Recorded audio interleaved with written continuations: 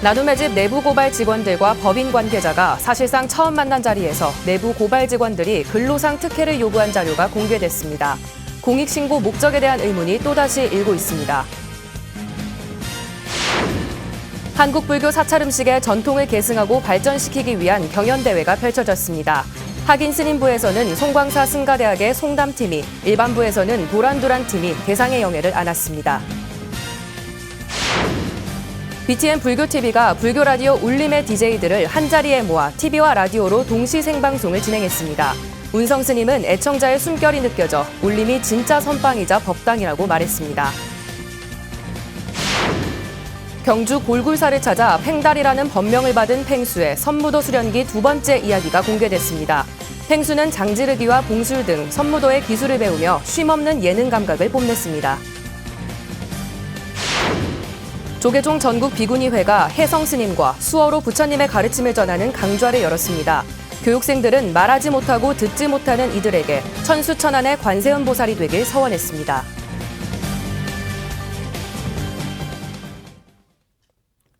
여러분 안녕하십니까? 6월 27일 토요일 BTN 뉴스 시작합니다. 시민사회단체 제안으로 나눔의 집 내부 고발 직원들과 법인 관계자가 사실상 처음 만난 자리에서 내부 고발 직원들이 근로상 특혜를 요구한 자료가 공개됐습니다. 공익신고의 목적에 대한 의문이 또다시 일고 있습니다. 이은하 기자입니다. 지난 24일 내부 고발 직원과 법인 관계자의 공식 면담 자리는 시민사회단체를 중심으로 한 나눔의 집 진상조사위가 23일 공문으로 법인 이사진과 시설장에 바로 다음 날인 24일 면담을 요청해 급박하게 이뤄졌습니다.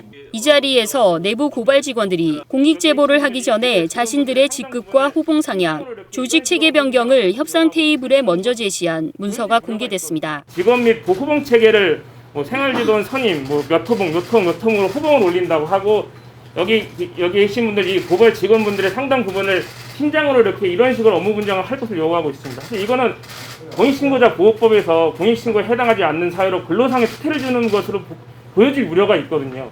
저는 이분들이 순수한 목적으로 공익신고하셨다고 생각이 들어요. 근데 제가 그러니까 이렇게 오해가 되지 않으시도록 요거에 대해서도 해명을 좀 해주실 필요가. 손쉽게 반박할 수 있습니다. 아니야, 그 전형적인 모습이거든요. 공익 제보자를 공격을 저렇게 한 글자 한 문건 이런 거 갖고 합니다. 근데 공개된 문서에는 학예 실장으로 자신의 직급을 표기한 김대월 학예사가 자신은 생활지도원 선임 6호봉, 함께 제보한 간호조무사는 22호봉 등으로 상향 조정하길 요구하고 있습니다. 뿐만 아니라 김대월 학예사를 비롯해 간호조무사 등 함께 제보한 직원 4명을 팀장으로 요구하고 적용할 날짜까지 명시했습니다. 제가 2018년에 왔을 때 이미 회의에서 팀장을 하라고, 대신 팀원은 없어요. 그냥 팀장을 하라 그래서 밖에 나갈 때 팀장으로 불리는 게 좋지 않겠냐 해서 다 팀장을 하고, 이미 회의 때 안신권 수장이랑 김용 사무장 있을 때 이미 팀장을 하라고 했던 내용에서 팀을 만든 겁니다. 국제팀, 방문 업무의 효율성을 위해서. 제보 직원 4명을 팀장으로 제안한 요구는 두더라도 손쉽게 반박할 수 있다며 해명한 업무 효율이라는 단어는 더욱이 이해가 되지 않습니다. 김대월 학예사 본인을 팀장으로 구성한 박물관팀에 박물관 운영과 아무 상관이 없는, 그것도 함께 제보한 법인 회계 직원을 팀원으로 넣은 겁니다. 이 회계 직원은 국가사회복지 시스템과 임금 지급을 비롯해 은행 업무 등 나눔의 집 운영에 정권을 가졌던 안신권 전 소장의 개인 공인인증서와 법인카드 등을 관리하며 법인 회계 직원과 공유하지 않고 임금 결제도 해주지 않아 새로 채용된 법인과장은 출근 후 지금까지 단 한 차례도 월급을 받지 못하고 있었습니다. 공익신고자 보호법은 제2조에서 국민의 건강과 안전을 비롯해 공익침해 행위를 정의하고 이에 해당하는 자에게 공익침해 행위가 발생했거나 우려가 있는 사실을 신고하는 등의 행위를 공익신고라고 정의하며 다음에 해당하는 경우 공익신고로 보지 않는다고 규정하고 있습니다. 그 하나가 공익신고 내용이 거짓이라는 사실을 알았거나 알 수 있었음에도 공익신고를 한 경우며, 다른 하나는 공익신고와 관련해 금품이나 근로관계상 특혜를 요구하는 등이라고 명시하고 있습니다.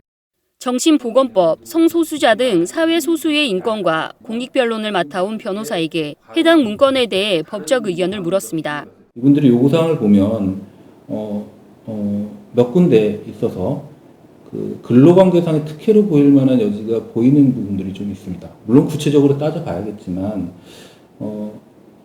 어떤 일정 분들에 대한 그 직급이나 호봉 체계에 관한 내용들이 포함되어 있단 말이죠. 그것이 공익신고와 어떤 밀접한 관련이 있는지는 저도 잘 모르겠습니다. 다만 이것이 만약 공익신고와 관련 없이 근로상의 특혜에 해당한다면 그렇다면 이건 공익신고자 보호법의 보호 대상이 안 될 여지가 크다고 볼 수 있겠죠. 해당 문건이 근로관계상 특혜로 보이는 여지가 있지만 구체적으로 따져봐야 한다는 해석에 경험에 비춰 일반적인 공익신고자와 비교할 때 요구사항의 수위가 어떤지 물었습니다. 이 경우에 이제 근로관계상의 특혜에 해당하는가를 이렇게 들여다볼 때는 직급 및 호봉 체계에 대한 우대를 요구하는 그 대상자들의 명단이 과연 그러니까 공익신고를 하셨던 분들과 어느 정도 일치하는지도 좀 검토할 필요가 있고요. 그런 면에서는 일반적인 것보다는 조금 더 강하게 요구하고 계신 건 아닌가 하는 생각이 드는 건 사실입니다. 공익신고에도 근로관계 관련 요구사항이 포함되는 경우가 있지만 공익신고자 7명 가운데 4명이 팀장이고 호봉 인상 대상과 팀원 구성 내용 등 요구사항이 일반적인 경우보다 강하다는 의견이었습니다. 할머니 인권 침해와 후원금 횡령이라는 공익 제보에 앞서 본인들의 직급과 호봉 인상, 조직 체계 변경을 먼저 협상에 내세운 나눔의 집 내부 제보 직원들이 정말 바꾸고 싶었던 나눔의 집의 모습은 무엇인지 궁금증과 논란을 부르고 있습니다. BTN 뉴스 이은아입니다. 사찰 음식의 전통을 계승하고 발전시키기 위한 경연대회가 펼쳐졌습니다. 학인 스님부에서는 송광사 승가대학의 송담팀이, 일반부에서는 도란두란팀이 대상의 영예를 안았습니다. 이석호 기자입니다. 한국불교문화사업단이 운영하고 있는 사찰음식 교육관인 향적세계, 학인 스님들이 사찰음식을 만드는 데 분주합니다. 콩국수와 산행반, 찰기장 녹두죽, 묵까지 사찰과 은사스님에게 내려져 온 사찰음식을 선보입니다. 사찰음식 전통의 맛과 멋은 물론 부처님 가르침을 고스란히 담아냈습니다. 일단 해인 삼매를 기준으로 해서 바다에 보이듯이 저희가 여기 드린 정성 또한 요리에 나올 것이라는 정신으로 이번 요리에 임하게 됐습니다. 올해로 4번째 마련된 사찰음식 경연대회. 사찰음식의 전통을 계승하고 발전시키는 건 물론 대중화를 위해 불교문화사업단이 매년 열고 있습니다. 다양한 영역에서 활동하신 분들이 본선 경연에 진출하셨습니다. 수상 여부와 관계없이 본선 경연에 올라오신 모든 분들께 이 자리를 빌려 다시 한번 감사하다는 말씀을 드리고 싶고, 이번 경연대회는 학인 스님부와 일반부로 나눠 각각 내림, 사찰음식과 콩을 주 재료로 한 사찰음식을 주제로 진행됐습니다. 서류 심사를 거쳐 학인 스님 5팀과 일반인 11팀이 본선에 진출했으며 그동안 갈고 닦은 실력을 마음껏 펼쳤습니다. 사찰음식의 전통은 지키면서도 현대에 맞게 재해석했고 저마다의 삶의 이야기를 사찰음식에 녹여냈습니다. 한 20년 정도 요리를 했는데 저를 위해서 제가 요리를 해본 적이 없더라고요. 그래서 우리가 먹고 싶은 거, 우리한테 주고 싶은 요리를 해보자 해서. 올해는 학인 스님부에서 송광사 승가대학의 송담팀과 일반부 도란두란팀이 대상의 영예를 안았습니다. 대상인 총무원장상을 비롯해 최우수상과 우수상, 특별상 등 총 12팀이 수상했고 상장과 상금을 받았습니다. 이 상이 어디서 왔는가, 이 공덕으로는 받기가 부끄럽다는 생각이 먼저 들었습니다. 그래서 많이 잘 봐주신 분들께 감사한 생각이 많이 들었습니다. 도와주신 분들이랑. 한국 사찰 음식이잖아요. 그러니까 더 나아가서 저는 세계적으로 한국 사찰 음식이 발전할 수 있는 계기가 되었으면 좋겠어요.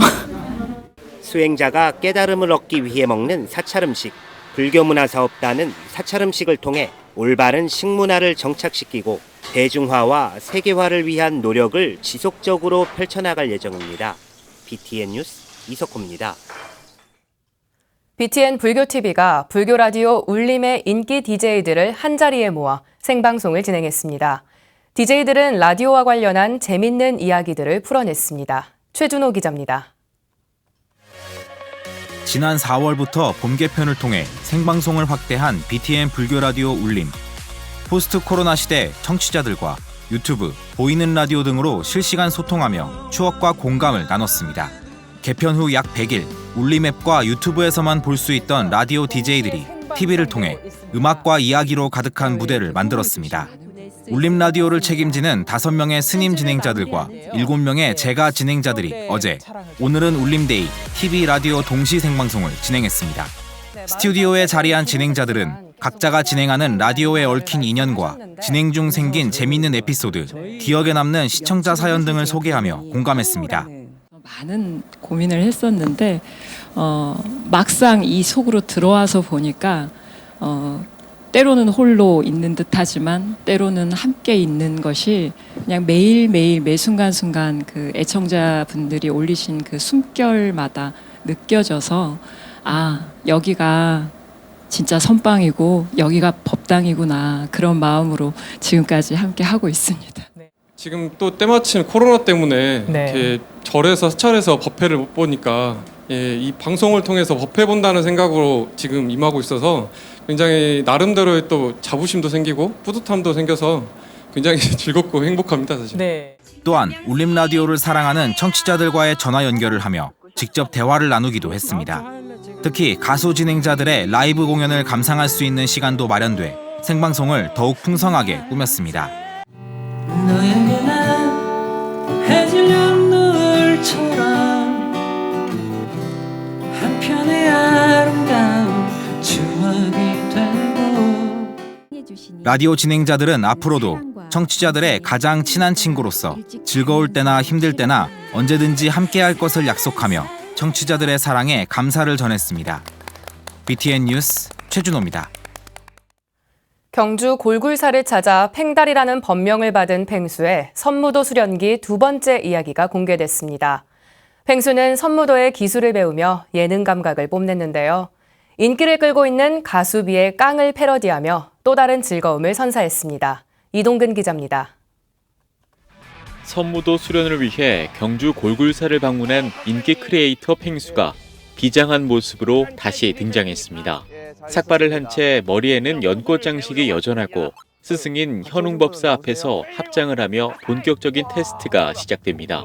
직각으로 내리치는 봉수를 재빠르게 피하고 흙먼지를 일으키며 넘어지는 등 몸개그도 잊지 않습니다. 이내 온만이 밤매움으로 이어지는 쌀보리 게임에 마음을 절제하기 힘든 듯 탐진치를 상념해가며 테스트를 무사히 통과합니다. 대단하십니다, 법사님. 이제 진짜 무술을 가르쳐 주십시오. 네, 가시죠. Let's go! 예. 실내로 옮긴 팽수는 선무도의 기술을 배우며 강해지기 위한 2번째 관문에 들어섰습니다. 신체적 특징을 극복하며 발차기를 선보이고 팽달이라는 법명에 걸맞게 화려한 봉수를 척척 해내며 사뭇 진지한 모습을 내비칩니다. 이어 선무도의 필살기로 불리는 품새도 익힌 팽수는 전생에 법사였다는 말과 함께 특유의 펭귄거법을 가르치며 큰 웃음을 자아냈습니다. 만약에 제가 안 한다, 이게 뭐야, 이런 식으로 이렇게 했다면 우리 팽수가 또 마음에 상처를 입을 수도 있고, 그리고 제가 이렇게 하고 나서 이 팽수가 행복해하고 즐거워하는 모습을 보니까 저도 정말 좋았어요. 자칭 선무 팽달로 거듭난 팽수는 하산과 동시에 가수 비의 깡을 패러디하며 또 다른 재미를 선사했습니다. 역주행의 아이콘으로 불리는 노래를 팽수만의 개성으로 재해석한 뮤직비디오인데 골굴사를 배경으로 귀여운 춤이 더해지며 공개 이틀 만에 60만에 육박하는 조회수를 기록 중입니다.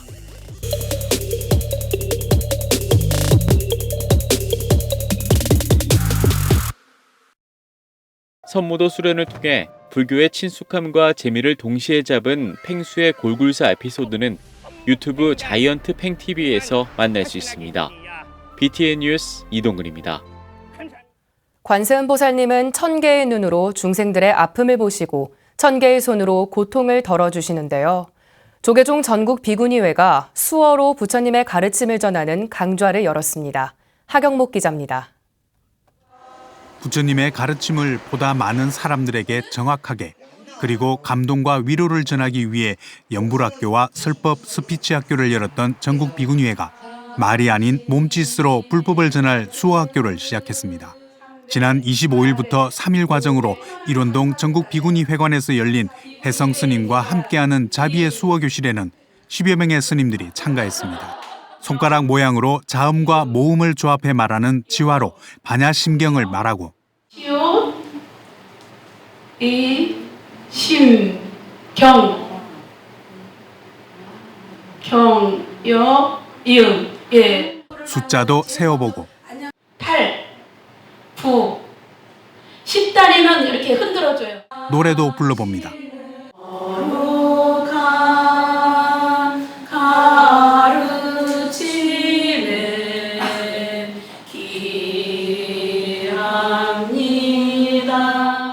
손으로 말하는 수어.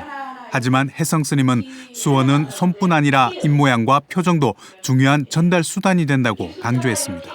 전국 비구니회는 이런 교육 환경을 위해 2명 칸막이를 설치하고 교육을 진행했습니다. 입모양을 항상 입모양을 크게 해야 돼요. 수화를 모르는 분들은 표정과 입모양을 보고서 한 80% 70%를 이해를 하니까 그래서 지금 TV에서 질병본부 같은데 수화 통역하는 거 보면 하나도 마스크 쓰신 분들 없잖아요. 2003년 연화원을 개원해 장애인 복지와 포교에 매진하고 있는 혜성 스님은 수어 교재에 불교 관련 단어가 딱 3개 있는 것을 보고 불교 수어 교재를 제작하기도 했습니다. 방송과 다양한 행사에서 수어 통역을 하고 있는 스님은 외롭고 고단한 길이지만 많은 스님들이 수어 통역사로 부처님의 가르침을 전할 수 있기를 기대했습니다. 가족 간의 소통은 물론이고 부처님한테 와가지고 불교에 대해서 좀 뭐를 알고 싶어서 절에 왔는데도 어떻게 하는 방법을 모르더라고요. 그래서 그때부터 저도 이거는 내가 노래를 스님들 합창단 만드는 게 중요한 게 아니라 이분들과 더 전문적인 수화를 배워가지고 대화의 대상자가 돼서 교육의 기회가 없어 길을 찾지 못했던 참가자들도 비구니회를 통한 수어 교육을 반겼습니다. 사흘의 짧은 교육이지만 장애인 포교의 씨앗이 됐습니다. 취약계층에 계신 장애인분들이 수화를 통해서 대화를 하고 또 나눔을 하고 싶은데 이번에 교육을 통해서 그리고 또 수화를 잘 배워서 제 주변에 전국 비구니회장 봉각 스님은 불상과 탱화 등 불화에 나타나는 다양한 스윙과 무드라 역시 손모양과 동작을 통해 법문을 하고 있는 수어라며 당연한 것이 당연하지 않는 이들에게 부처님의 가르침을 전할 스님들의 역할을 당부했습니다.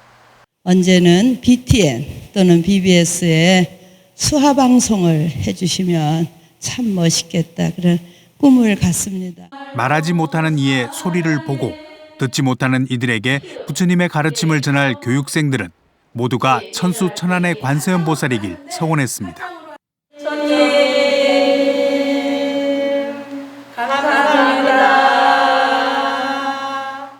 BTN 뉴스 하경목입니다.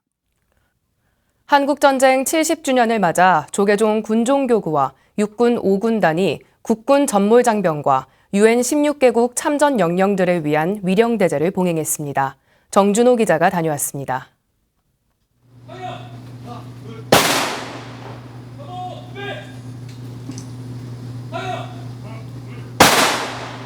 일동 묵념.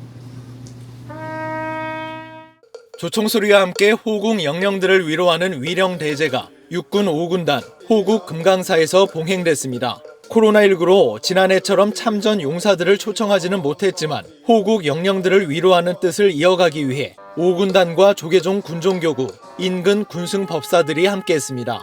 올해로 37년째를 맞은 위령대제는 1984년 당시 보은사 주지 미룬 스님이 스리랑카에 방문했다가 한국으로 모셔온 부처님 진신사리를 호국 금강사에 봉안하며 시작됐습니다. 호국영령 위령대제는 대한민국의 평화가 자리 잡을 수 있도록 노력한 이들의 희생을 잊지 않게 하는 자리가 되고 있습니다. 호국 금강사에서 호국 영령들의 숭고한 넋을 추모하고 천도하는 제37회 호국 영령 위령 대제를 갖게 된 것을 매우 뜻깊게 생각합니다. 먼저 대한민국의 소중한 자유와 평화를 위해 하나뿐인 목숨과 꿈 많은 청춘을 바치면서까지 싸워 이기고 장렬히 산화하신 대한민국과 연합군 호국 영령들의 영전에 삶과 명복을 빕니다. 군종교구장 해자 스님을 비롯해 군 불자 장병들의 중심을 잡아주고 있는 군 법사들도 행사를 함께했습니다. 선임 법사인 보경 함현준 선봉사 주지는 추도문을 통해 호국 영령들을 위로했습니다. 나라와 민족을 위한 숭고한 희생, 우리는 결코 잊지 않겠습니다. 오늘 이렇게 정성과 마음을 다하여 호국 금강사에 모여 6.25 참전 호국 영령들의 천도의식을 봉행하고 위령대제를 모시게 된 것을 커다란 인연이요 위없는 공덕으로 생각합니다. 군종 교구장 해자 스님은 뜬구름이 본래 실체가 없는 것처럼 생사의 오고감도 그와 같다고 법문했습니다. 이어 개송을 읊고 전몰 국군 장병뿐 아니라 UN 16개국 참전 영령들을 위로했습니다. 오늘 제37회 호국 영령 위령대제에 왕림하신 16개국 참전 영령과 국군 장병 영가들이시여, 생에 대한 집착심을 버리고 생사를 따르지 않는 생각을 돌리면 거기에 부처님의 광명이 비치고 그 빛을 따라서 더 좋은 곳에 더 좋은 몸으로 태어나서 한국전쟁 70주년을 맞아 봉행된 호국 금강사 제37회 호국영령 위령대제는 이 땅의 평화를 이루게 해준 이들을 기억하며 전몰 장병들을 추모하는 법석이 됐습니다. BTN 뉴스 정준호입니다. 한국전쟁 70주년을 맞아 호국 호법의 성지인 경주 남산 철룡사가 조계종 명예원로의원 도문스님을 초청해 특별법회를 봉행했습니다. 대구지사 엄창현 기자가 보도합니다. 이 법문을 통하여 해탈하여 리가 망해나가여 리가